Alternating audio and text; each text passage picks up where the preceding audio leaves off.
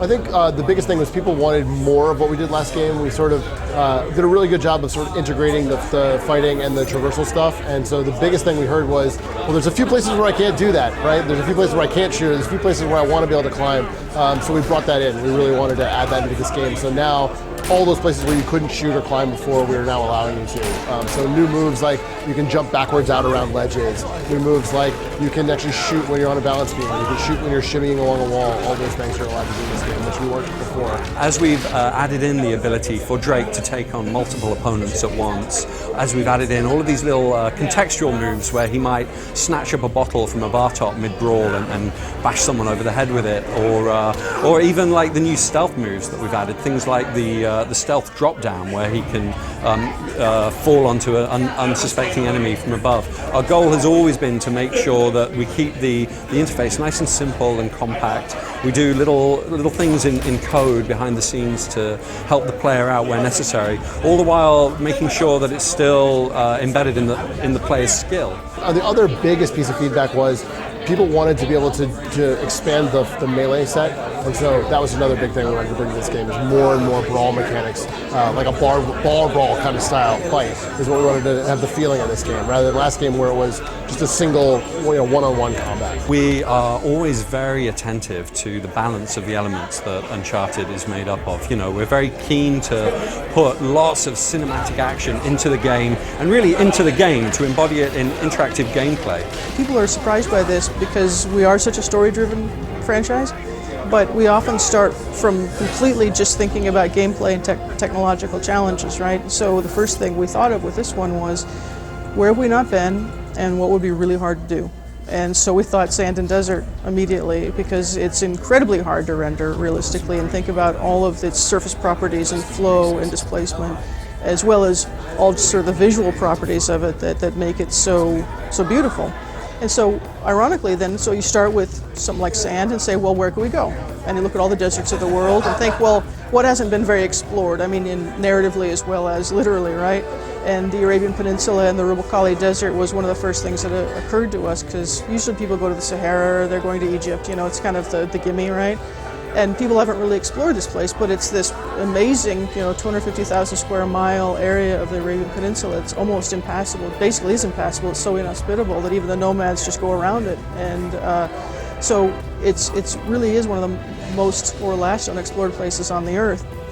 And then as you dig into it, then you start discovering that there's all these stories of a lost city somewhere in that desert, and it's got all these different names and tied into all these different mythologies and related to Solomon and the Queen of Sheba and the Arabian Nights, and this idea that there was this fabulously wealthy city, but that was struck down by God for its wickedness and just swallowed up into the sands. But it's out there for someone to find if they can find it. But of course, with much danger associated with that, not only just crossing the desert, but the city itself is meant to be a dangerous place.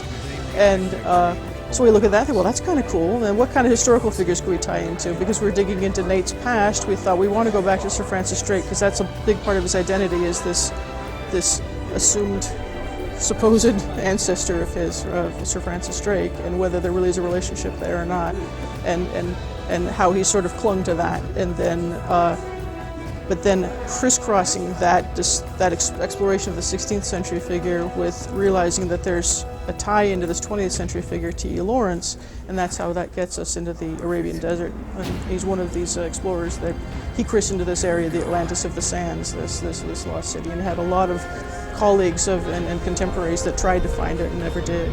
The upgrade from Uncharted 1 to Uncharted 2, we actually revved the engine. We called it Naughty Dog Engine 2.0. I don't think we're actually going to rev it this time. It's actually a very similar engine in a lot of. I mean, it basically is the Uncharted 2 engine with all these crazy tweaks to it. I mean, I guess you probably could say that it's a new version, but it's basically a more refined version of the Uncharted 2 engine. So it allows us to put more stuff on screen, get better rendering in there, new particle systems, like the fire. We never could have done that last game. One of our guys just sat down and said, well, I really want to do this crazy fire thing, so I'm going to figure it out, right? So he wrote a whole new particle system just to do that, to get it onto the PlayStation 3 and run it. So the tech is sort of a refined version of the Uncharted 2 engine.